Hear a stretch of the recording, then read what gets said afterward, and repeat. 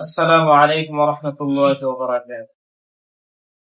কোরবানির গোশত 3 দিনের বেশি ফ্রিজে রেখে খাওয়া জায়েজ আছে কি? হ্যাঁ, কোরবানির গোশত 3 দিনের বেশি ফ্রিজে রেখে খাওয়া জায়েজ আছে।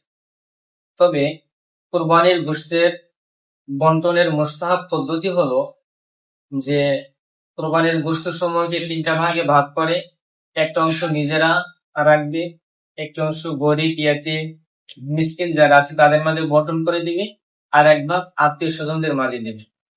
তো আমরা মুসলমান হিসেবে আমাদের একটু একটা বিষয় বোঝা উচিত, সেটা হলো আমরা যারা কোরবানি দেই আমাদের তো টাকা পয়সা আছে। বছরে আমরা বা মাসের ভিতরে প্রায় গোশত আমরা খেয়ে থাকি, কিন্তু আমাদের দেশে অনেক গরিব, অনেক ইয়েতিম, মিসকিন, অনেক মানুষ আছে অসহায়, যারা যাদের উপর দিয়ে বছরের পর বছর চলে যায়, কিন্তু তারা এক টুকরো গোশতের ঘ্রাণও পায় না।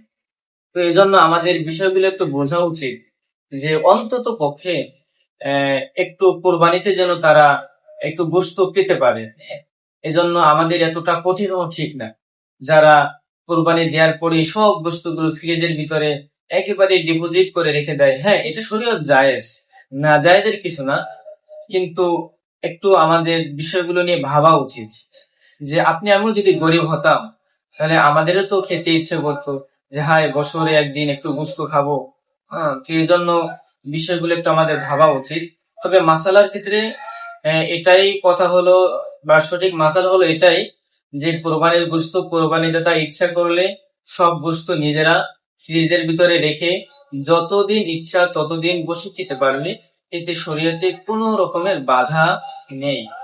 যেমনটি এসেছে বাদায়ুস সনায় 4th নম্বর খণ্ডের 224 নম্বর পৃষ্ঠা, এবং হাদিস শরীফেও আবু দাউদ শরীফের ভিতরে এসেছে 2য় নম্বর খণ্ডের 395 নম্বর পৃষ্ঠা।